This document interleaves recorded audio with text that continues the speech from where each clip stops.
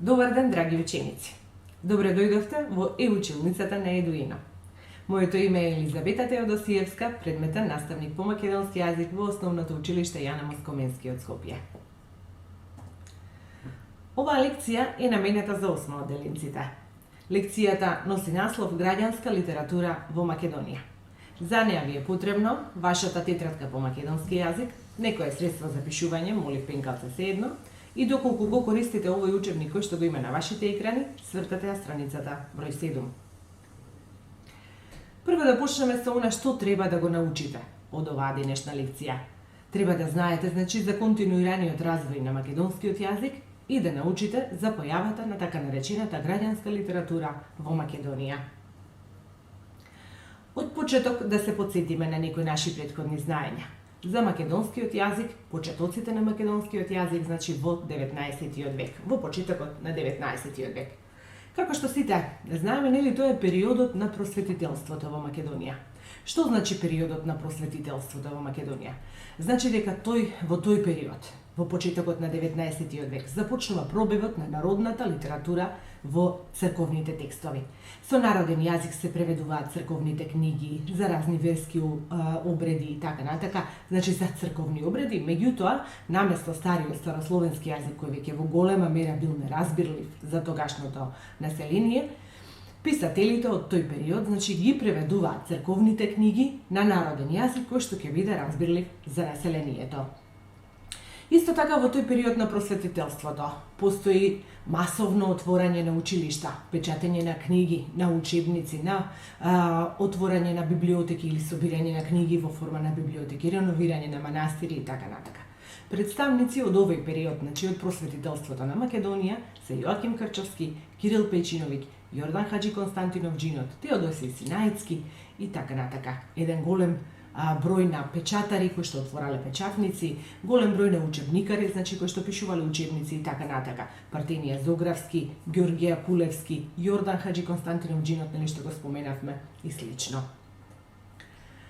Како еден од поважните представници нели на просветителството во Македонија, првиот поважен, Јоаким Крчовски, кој што пишува на народен јазик, на кратовско-кривопаланечки со примеси од западните говори. На вашите екрани ги имате насловните корици на неговите книги, различна поучителна наставленија и чудеса пресвјатија Богородици. Вториот значаен автор кој што е нели од тој период, од просветителството во Македонија, Кирил Печиновиќ Тетовец, кој што пишува исто нели на народен јазик, меѓутоа го употребува тетовскиот говор.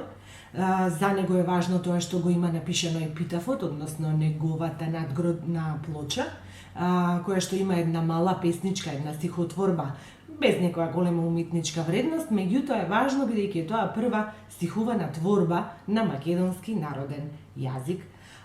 Овде на вашите екрани, значи ја имаме корицата на сија книга Глаголемаја Огледало, и имате сликичка од неговата надгробна плоча, која што и ден денес ја има во селото Лешок, Тетовско. Да ги споменеме и учебникарите, печатарите, односно оние први нели кои што пишувале учебници, кои што се залагале да имаме нели учебници на македонски народен јазик, и оние кои што први отворале печатници на кои што ги печатале нели тие учебници. Ѓорѓеја Пулевски Мијакот, кој што има напишано речници, во тоа време двојазичен, тријазичен, четворојазичен речник дури и така натака, и неговиот обид за да напише една граматика, наречена словница речовска, ја имате нели на сликата долу. Потоа Јордан Хаџи Константинов Џинот, кој што во македонската литература за прв пат го вовидува жанрот драма, кога пишува едночинки, драми, малички драмолетки, кој што ги изведува со своите ученици пред народот со цел нели да го поучи и така натака, сите тие се со поучителен карактер. И има исто обиди нели да напише буквар по угледот на српските учебникари Доситеј Обрадовиќ и Вук Караџиќ, така што на македонски јазик тој ја пишува неговата таблица перваја, имате нели под неговата слика, тој е овој овде во средина, под неговата слика и ја има нели насловната корица на таблица перваја. И Теодосиј Синајцки, митрополитот Теодосиј Синајцки, кој што во Солун ја отвора првата македонска печатница. Во еден таков период, доаѓа нели средината на 19 век, започнува пробивот на народната литература, на народниот јазик во литературата се повеќе, иако нели се уште станува збор за црковни текстови кои што се направени за потребите на црквата и така натака, образовни текстови кои што се наменети за воспитување на народот и така натака.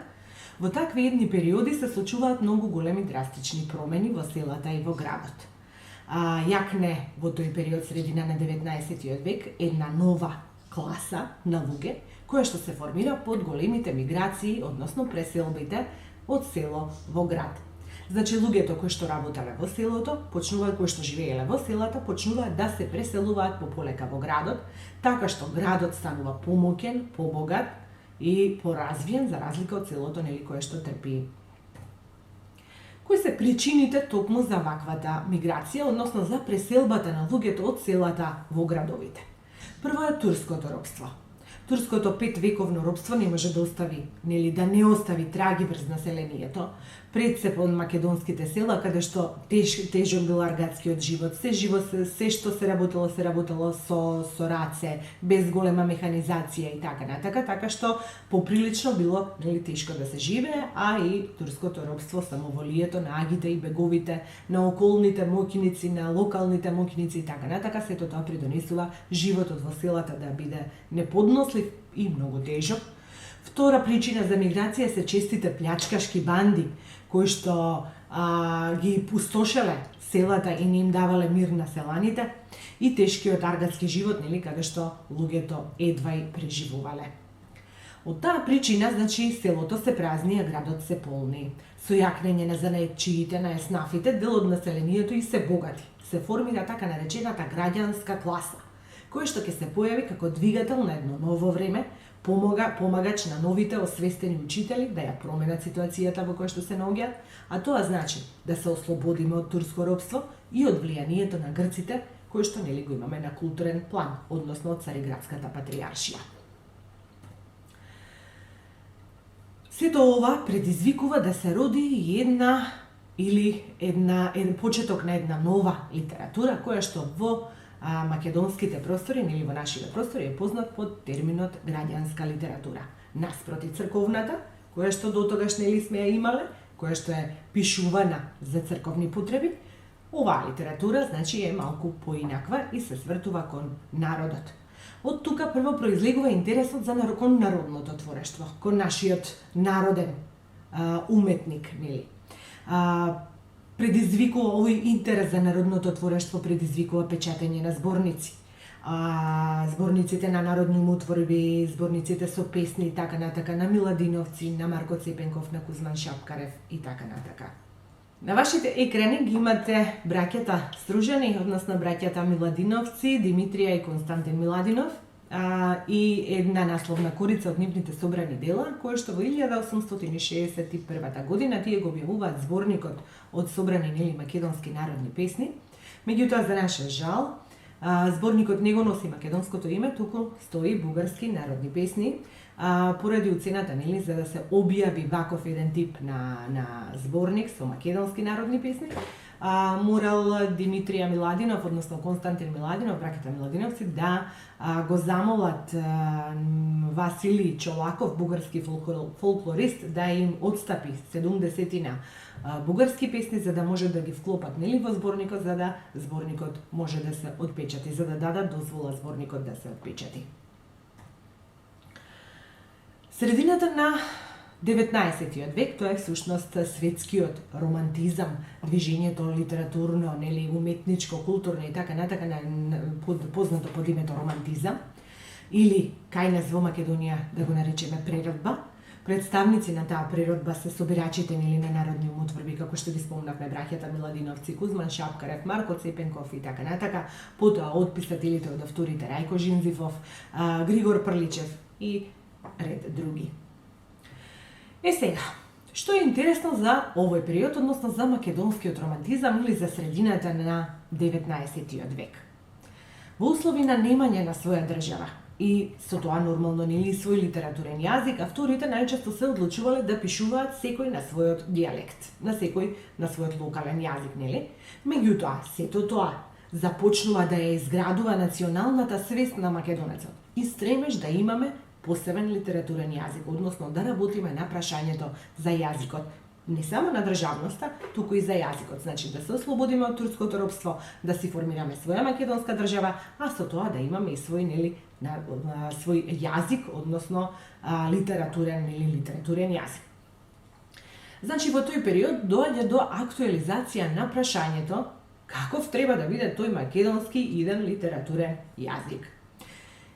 Како и за се дотогаш, така и околу тоа прашање се биеле копја. Така што македонската интелигенција, односно граѓанската класа, која што имала шанси да прошета малку надвор од Македонија, да оди до Софија, до Белград, до Атина да се школува и така натака, па дури до Москва, Константин Миладинов и Крсте Питков Мисирков студираат во Москва и така натака, значи излегуваат од границите на своето родно место, се среќаваат со поинакви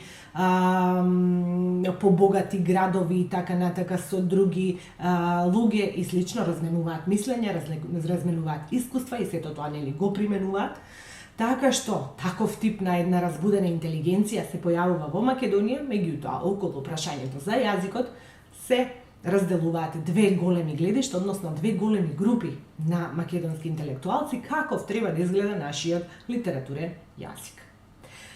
Првата група на интелектуалци се залагале за една коалиција, односно создавање на еден општ јазик помеѓу македонците и некоја соседна балканска држава.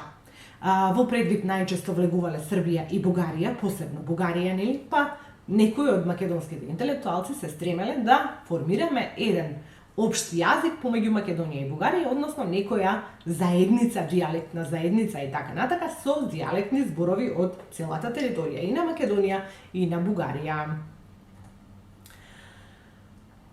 Во тоа предничеле можеме да ги издвоиме како представници на оваа прва група, кои што сметале дека треба да оствариме некаква коалиција со Бугарија, Партин Изографски, Рајко Жензифов и така натака, кој што во дел од својот живот пишува на некој мешан велешко-бугарски дијалект и така натака.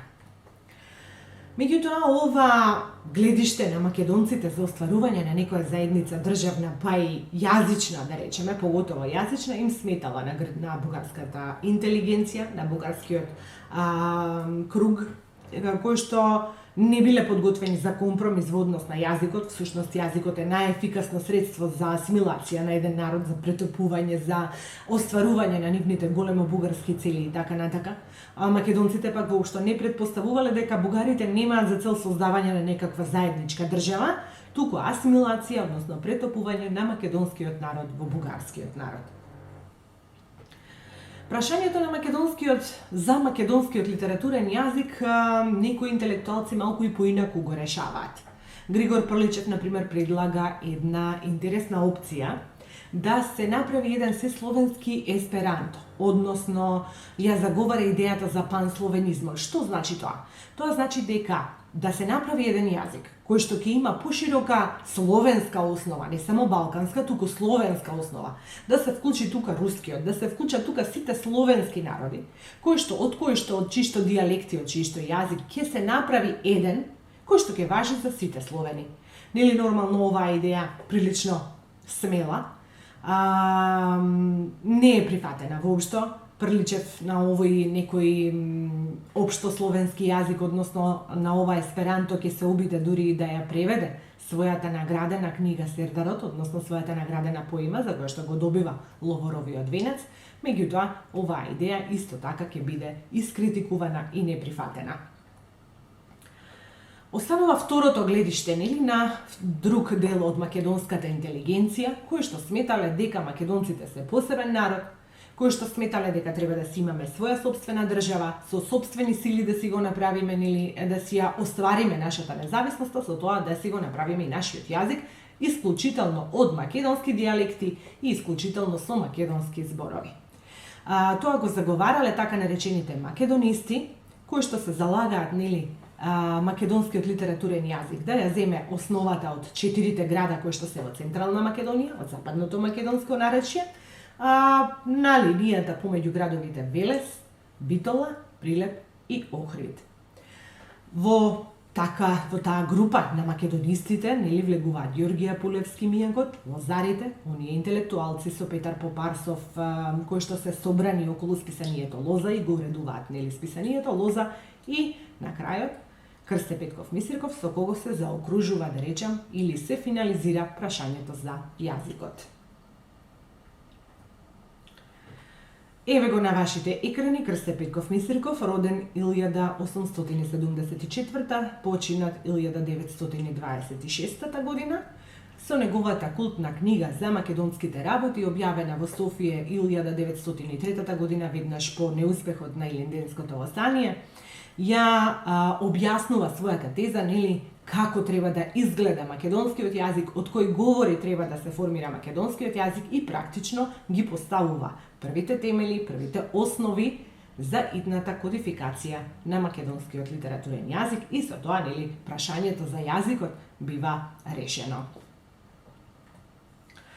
Ова се делата, значи, на авторите кои што творат во средината, од средината на 19 век до почетоците некаде на 20 век.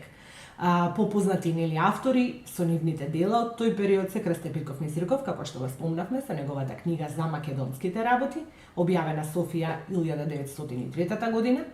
На сликичка мала го имате Константин Миладинов, тој е нашиот поет, нели, од Струга, и со неговата посебно убава песна Тъга за југ. Има објавено, нели, други стихувани творби, всушност околу 15-тина, кои што се со исклучителна важност за македонската поезија, а посебно, нели, за средината на 19 век.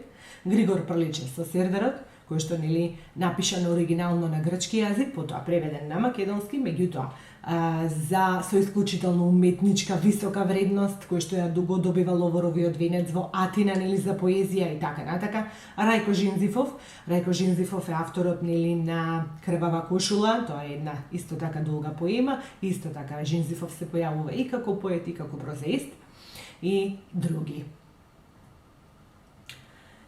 Сега, бидејќи внимателно ме следевте, да ја решиме и оваа чеклиста за самооценување, односно да се провериме колку свативме и што научивме. Имате неколку прашања кои што треба да ги одговорите со одговорите не, да или делумно, за да ги провериме, нели, нашите знаења. Првото прашање гласи вака: дали ја сватив содржината на денешната лекција? Дали можам со своји зборови да го објаснам развојот на македонскиот јазик во 19 век? Дали знам во кој период се појавува граѓанската литература? Дали можам да ги објаснам двете гледишта по однос на формирањето на македонскиот литературен јазик?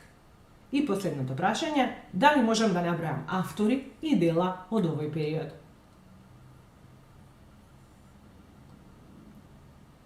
Доколку вашите одговори повеќето се со да и со делумно, тогаш, значи, вие солидно сте ја усвоиле оваа наставна единица.